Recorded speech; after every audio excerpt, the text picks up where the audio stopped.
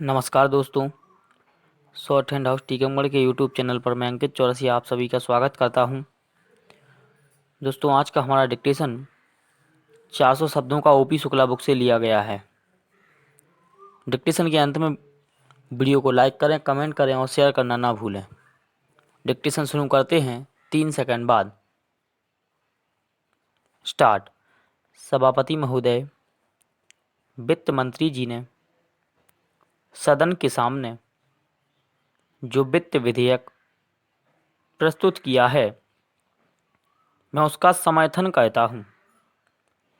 इस बजट का समर्थन केवल मैं ही नहीं बल्कि सारा देश करता है और मैं समझता हूं कि हमारे विरोधी पक्ष के माननीय सदस्य भी अपने दिल से इस वित्त विधेयक का समर्थन करते हैं।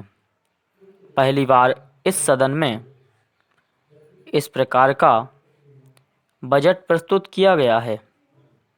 हमारे राष्ट्र के प्रधानमंत्री और देश के नौजवान नेता ने हमें नारा दिया है कि हम आने वाले समय में अगली पंचवर्षीय योजना में उत्पादन और रोजगार को अधिक महत्व दें।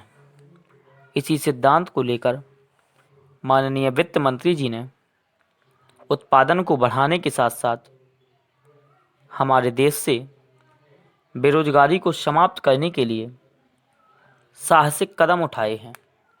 मैं उनके इन प्रयत्नों की भी सराहना करता हूं। हमारे विपक्ष के बहुत से माननीय सदस्यों ने कहा है कि हमारे दल की सरकार जो केंद्र में है वह समाजवाद के लक्ष्य से पीछे हट गई है। मैं उनको बताना चाहता हूं कि यह उनका भ्रम है।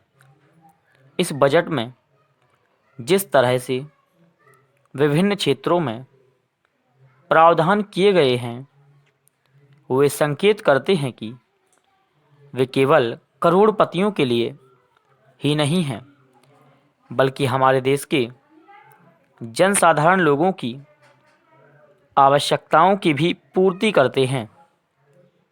मैं विपक्ष के माननीय सदस्यों को बताना चाहता हूं कि पिछले बजट में जो घाटा था और जिन परिस्थितियों में वित्त मंत्री जी ने यह बजट पेश किया था उसको भी समझ लेने की आवश्यकता है।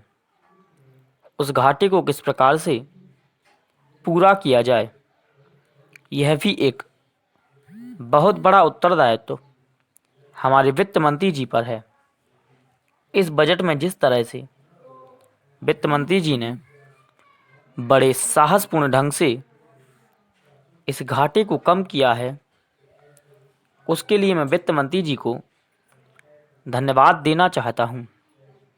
वित्त मंत्री जी ने इस बात का ऐलान किया है कि जिस तरह से हमारे देश में उत्पादन के क्षेत्र में प्रगति हो रही है, उससे लगता है कि आने वाले दिनों में हमारे देश को किसी भी विदेशी बैंक से ऋण लेने की आवश्यकता नहीं पड़ेगी।